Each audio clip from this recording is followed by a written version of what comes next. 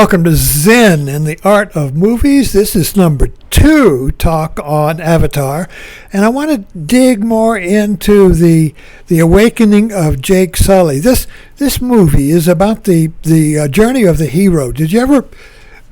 Well, if you ever read anything about Joseph Campbell, but basically any tradition, Buddhism, yoga, Christianity, all of these spiritual traditions are about the journey of a hero.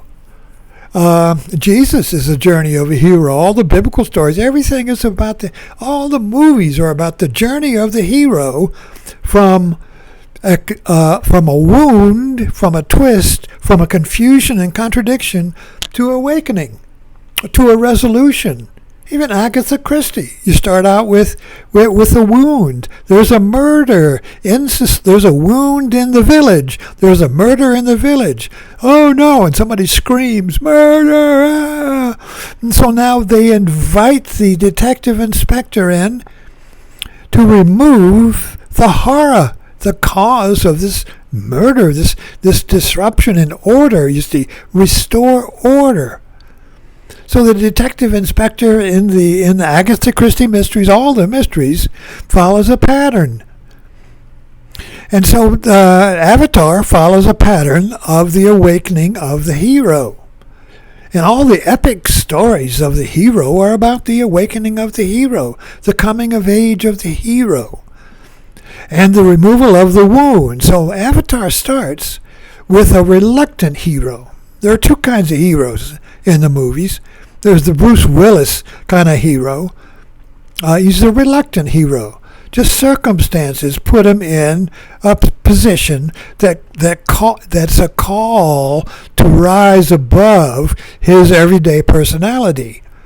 So the hero hears a call. So in Avatar, Jake Sully is a wounded Marine. He has a wound that won't heal. He's in a wheelchair. For some odd reason, with all their money and everything, he can't afford to get this wound healed. So he goes to Pandora with a bargain that if he goes to Pandora, the government will pay for the surgery that removes his wound.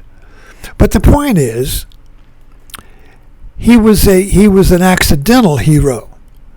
His brother was going to Pandora. His brother got killed. And because Jake Sully had the same DNA as the brother, he got chosen to go to Pandora. So he was an accidental hero. An accidental hero. And so this is pretty much for the modern world, this is pretty much the normal kind of hero. It happens by accident. But there's a wound. That's crucial. There is a wound that won't heal. There is a nagging feeling that something is missing in my life that won't let me go. There's this nagging sense of a mistake or a wound that keeps bleeding. In the feelings of it is the bleeding of the wound. The feeling of it, this nagging feeling that won't let me go. And for the hero, this feeling becomes intense. It becomes his focus. It becomes his vow, his journey to remove or to get rid of this nagging feeling where I don't fit in the world, where something is missing, you see. And this, if you'll notice, this drives all of our movie heroes. This sense that something is missing. What is it? I don't know what it is. And so the journey is searching for that missing link, you see. And you never find it in the world. You don't find it in a job. You don't find it in a new marriage. You don't find it in having children. You don't find it anywhere. For a while you have temporary relief. Oh, I got a new car. I feel great now. But then gradually the glow wears off the car, or the glow wears off the marriage, or the glow wears off the therapy, or whatever you do to get rid of this feeling, this wound that won't heal. It doesn't last, you see. And so those who stay with the pain, stay with the wound, are the ones who break through the wound. But those who give up and find an alternative or an escape, drugs, addiction, this or that, or believing that that the next car you get will remove them, whatever the belief is, whatever the temporary solution is, you see, most of us spend our lives kicking those down the road. We never stay with the wound. Of course, in evangelicals, this is the blood of Jesus, the wound of Jesus. Of course, evangelicalism, biblical Christianity, is a story of the wound and how to heal it. You see, you heal the wound by believing in Jesus. But this is vicarious healing. You don't do anything.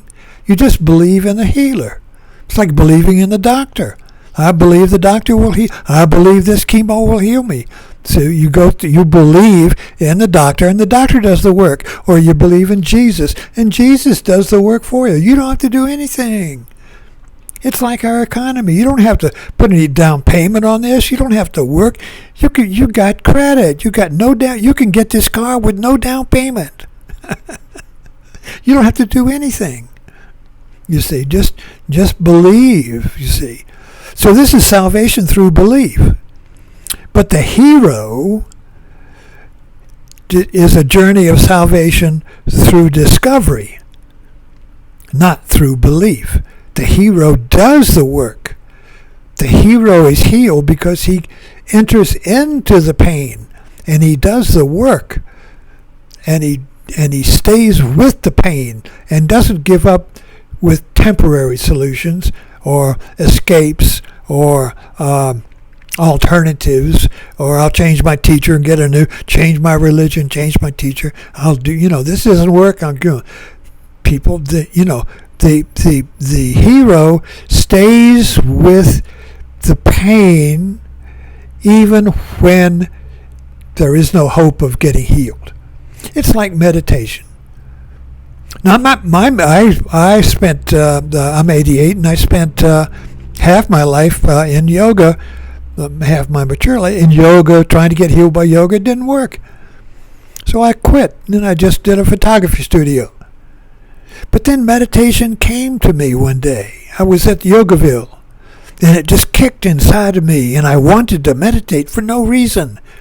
And so I did. So for 25 years, every morning, I would get up before the rest of the house, and I would meditate for an hour for no reason.